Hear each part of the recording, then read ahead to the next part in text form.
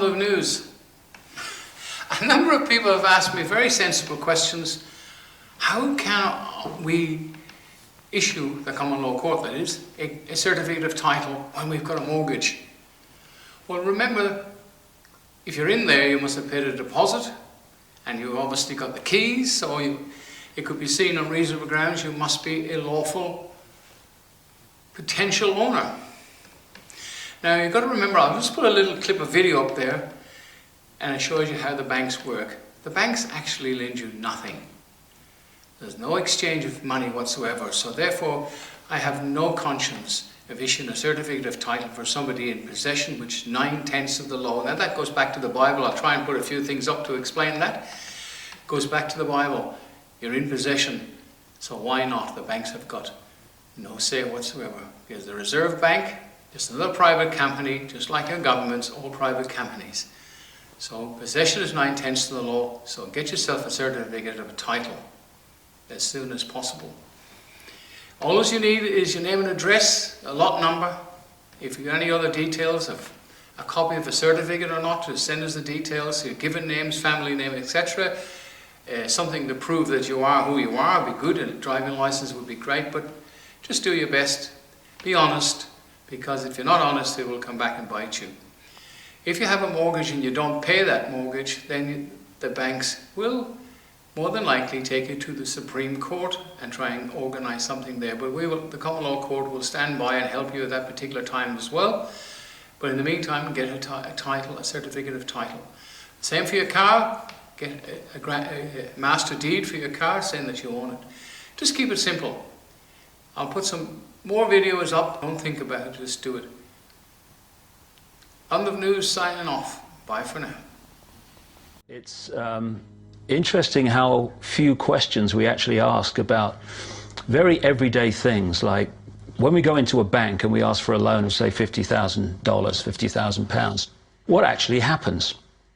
You see, most people live their lives based on a kind of vague image of what happens.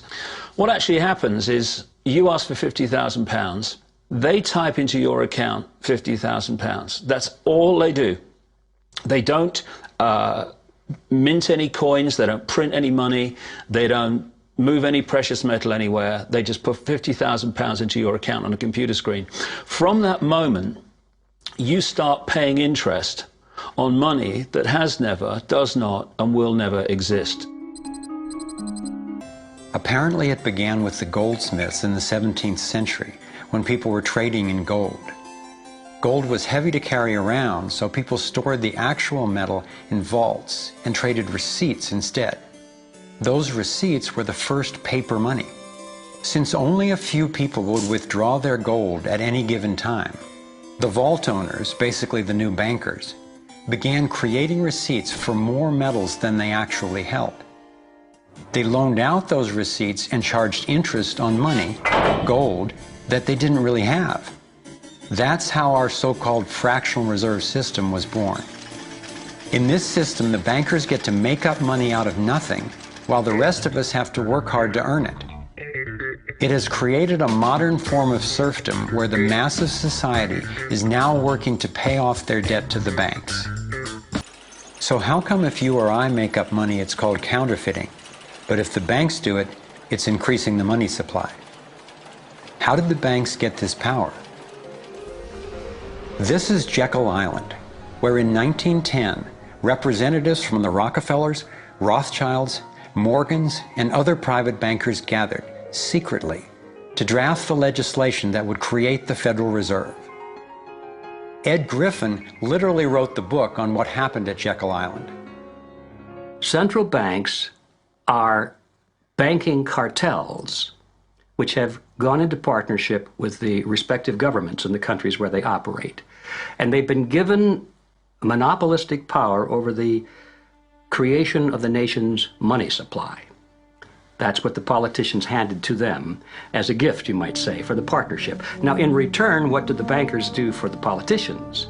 They promised to create money out of nothing, now that they've got this legal power to do it anytime the government needs it.